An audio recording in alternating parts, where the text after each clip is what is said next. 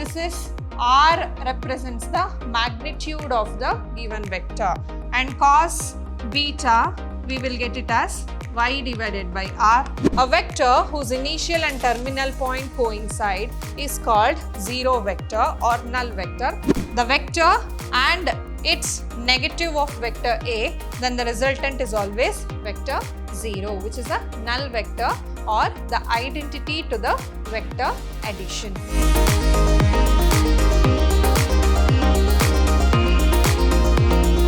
Hello everyone, a warm welcome to one and all. This is your Shruti ma'am, Vidhyaashram School of Excellence, Mysuru. Here in this session, we are moving with the new chapter, Vector Algebra. So in today's session, we are going to learn the basic concepts related to the vector. So we know that a scalar quantity as well as vector quantity, which you have studied in your physics. A scalar is nothing but which has only magnitude, and vector is a quantity which has both magnitude and direction. When it comes to a mathematics, vector has a certain value, that is the magnitude, and usually we call that magnitude as the length of the vector. Then what is a vector?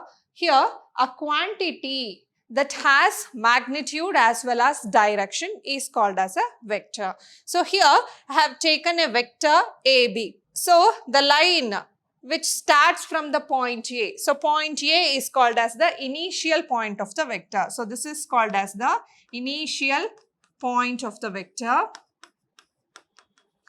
And the vector where it stops at the given point. So this is called as the terminal point.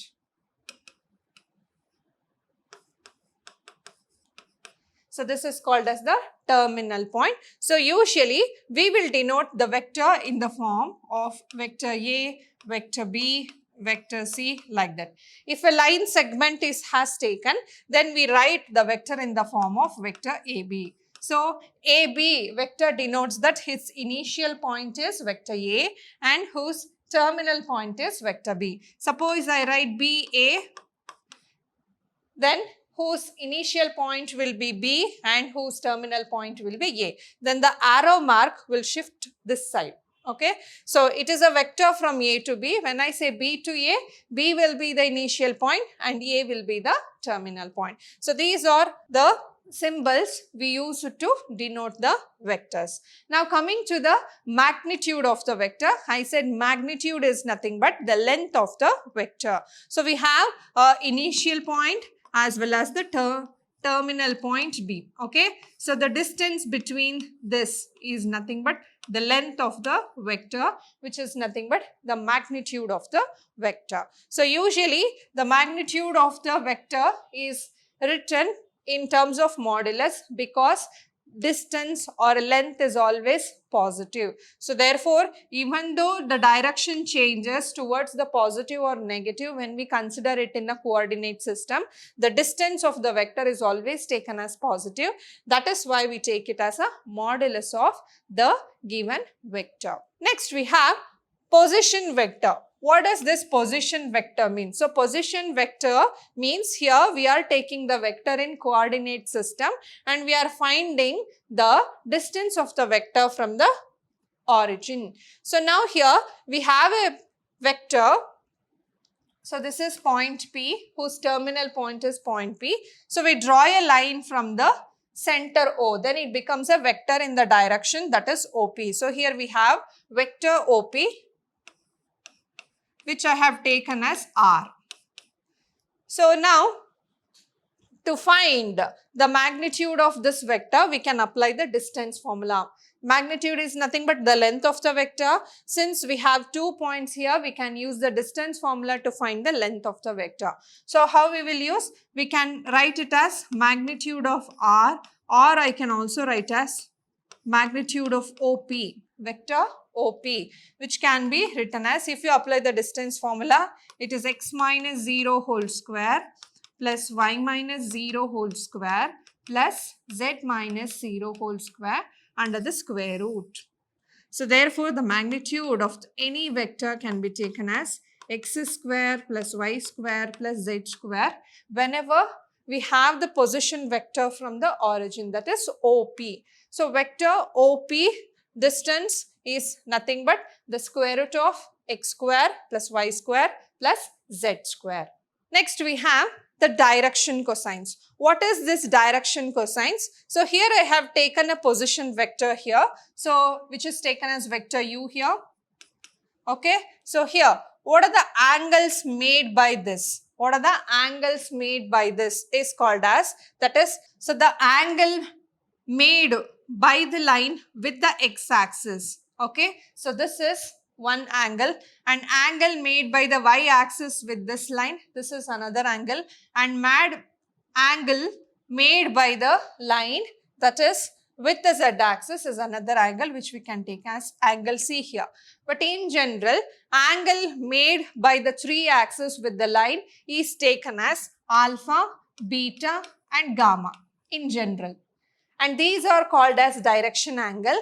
Cosine of these angles, okay, that is cos alpha, cos beta and cos gamma here gives you the direction cosines of the given vector. So there is another general denote to this angles, that is L is nothing but cos alpha, M is nothing but cos beta and N is nothing but cos gamma. So these are the other denotions to write the direction cosines. Now when I say here, the distance can be taken as, that is the distance of a line from x-axis. So this is the distance. So this is parallel to this line, which I can take it as A. And the distance to y-axis is parallel to this line. So whose coordinate system is y, that can be taken as B. And this distance here can be taken as C, since it is parallel to the z-axis. So if you apply cos of alpha, beta, gamma, we will get here cos alpha as x by r.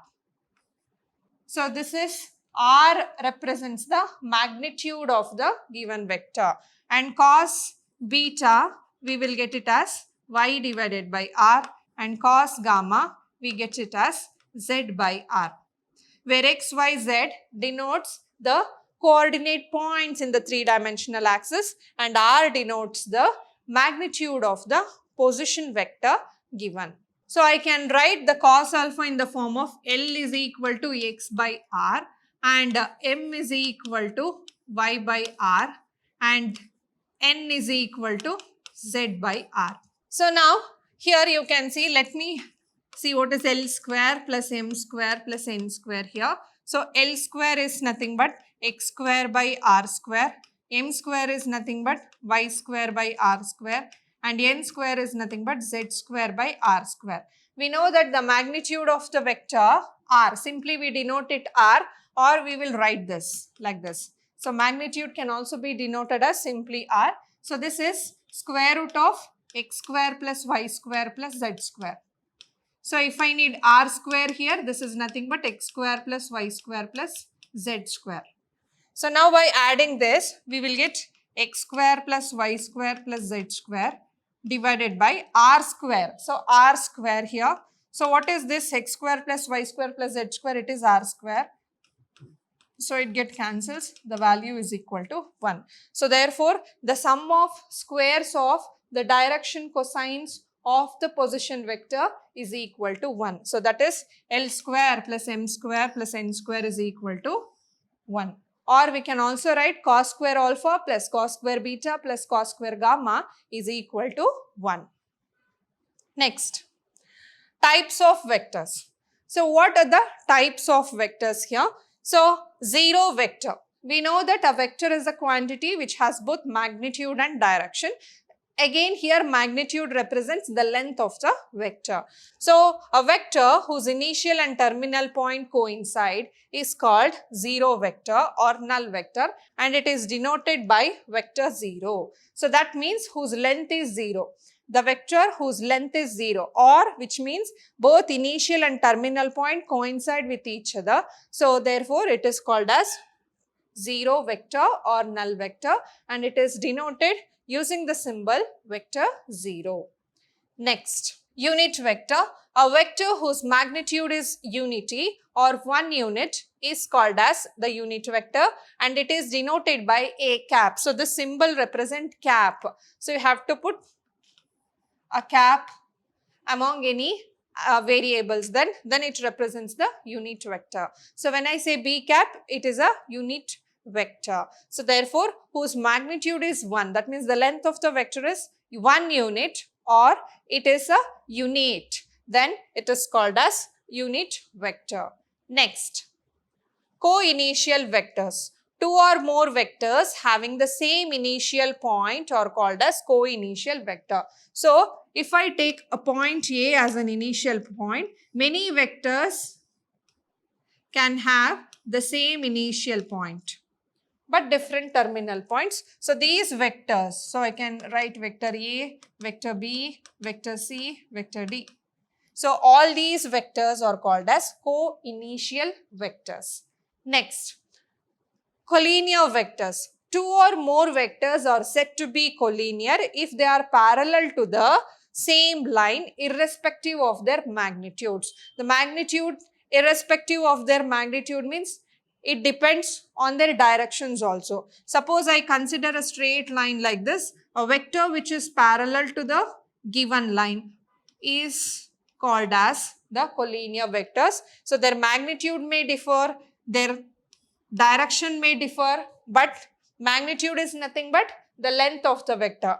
Direction is opposite to the other vectors. So, whatever it may be, so whether it is a magnitude or whether it is in terms of direction, it does not mind here. The only thing is it must be parallel to the given line. That is called as the collinear vectors.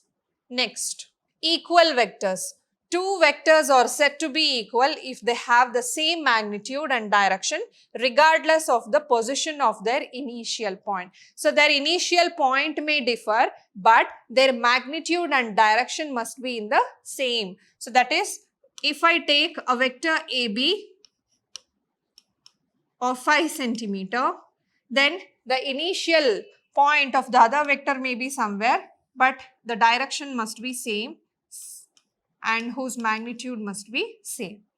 So, therefore, here you can see we have two vectors AB and CD with 5 centimeter along the same direction. Hence, whenever two vectors are said to be equal, that means they have same magnitude and direction regarded to the position of their initial point. So, they may go like this also, the direction may differ also, but their magnitude must be same. They may take opposite direction with different initial points, but the thing is their magnitude must be same. Next is negative of a vector. A vector whose magnitude is same as that of given vector, but direction is opposite to that of it is called as negative of the given vector. Suppose I write vector A here, then this is called as minus vector A. Their magnitude is same, but the direction is exactly opposite to it. When I say vector AB, then I can write this as minus BA also. So, here vector goes from A to B, and when I say B to A, it is like this. It is exactly opposite to the direction of the vector AB. Their magnitude is same, but their direction is opposite to each other. So, next we have the addition of vectors. How to add any two vectors. So, consider here we have a triangle. So, that is triangle ABC. How to add any two vectors? Suppose I write a vector AB like this.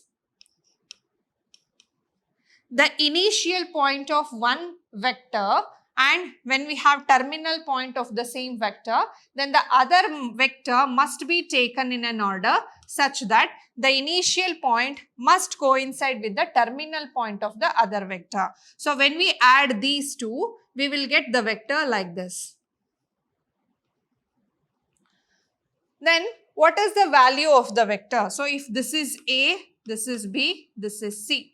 Okay. So, the third side of the triangle represents the sum of the vector. If I say this as vector A, if I say this as vector B, then this is what your vector A plus B. So, this is called as the triangle law of vector addition. That is, when you have any two vectors form it in the way along the side of a triangle, then the third side becomes the sum of the two vector. So this is what the vector law of addition says. Suppose when I change the direction of vector BC here, see clearly this is vector A. When I change the direction of vector BC here, so like this, then the resultant vector here. So this is B and this is C. This is A. So this is vector AB and vector BC, which is equal to vector AC. So this is also vector A plus B. When I change the sign of this, so that vector AB, here BC can be written as minus CB. Change the direction of the vector, then this is nothing but vector A minus vector B. If I change the direction of the vector, this is vector A and this is vector B, then this is vector A minus B. So this is what the vector property says, and this is the triangular law of addition of vectors. Now, clearly see, this is the direction of vector A and this is the direction of vector B. Now this is the direction of vector C. If I change the sign of the third side, that is if I take a vector from C to A, then what happens? Then vector AB plus BC plus CA will always be a null vector. That is when you add all the sides of the vectors in this form, that is vector AB in this direction, BC in this direction and CA in this direction, the resultant vector will give you the null vector. So therefore, the sum of any two vector is always the third side of the triangle, which is the triangular law of addition. We have one more law for addition of vectors. So that is the parallelogram law of vector addition. So here, let me take two vectors, vector A and vector B.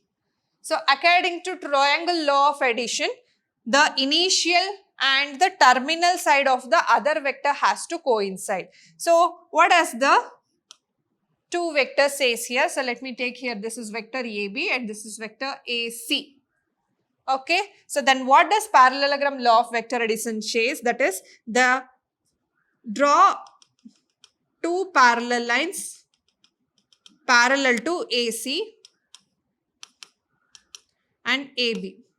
Then the diagonal represents the sum of the two vectors. So if I say this is vector A and this is vector B, then vector A plus B is the diagonal inside the parallelogram. So this is same as the triangular law of addition. What does the triangle law says? When you have vector A with terminal and initial point coinciding with the other vector, the third side of the triangle represents the sum of the other two vectors. So and here also diagonal is nothing but the third side of the triangle. Hence, we can clearly say that the triangular law of vector addition as well as the parallelogram law of vector addition are equivalent to each other. Thus, we can add any two vectors in any one of the form, either using triangular law of addition or using the parallelogram law of addition. Now, let's see the properties of vector addition. So, first one, vector A plus vector B is commutative.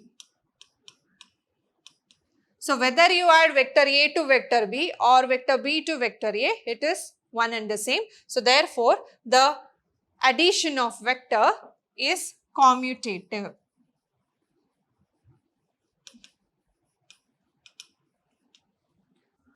Now let me take two vectors. Vector A, so this is vector A and this is vector B. So that is the terminal point of the other vector has to coincide with the initial point of the second vector. Then what is the sum of these two vectors? So this one. So this is your vector A plus B. Now this is our terminal point. Let me add one more vector here. Let me take this as vector C. Then what is the sum of these two vectors? This triangle. This is your vector A plus B plus C. Now let me take vector B here and add it to vector C. What is this? This side will give you B plus C. Now let me add vector A here. So then this line will give you A plus B plus C. So clearly you can see the vector addition is associative. So this is associative. So therefore, the associative law of vector addition helps us to write we can add any three vectors. Since whether you add the first two vectors or last two vectors with the first, they are one and the same. And this is equivalent to A plus B plus C. So this is your A plus B plus C. We can add any three vectors in any one of the form. Since it is associative, we can add all the vectors at the same time. So next we will take the identity law for vector addition.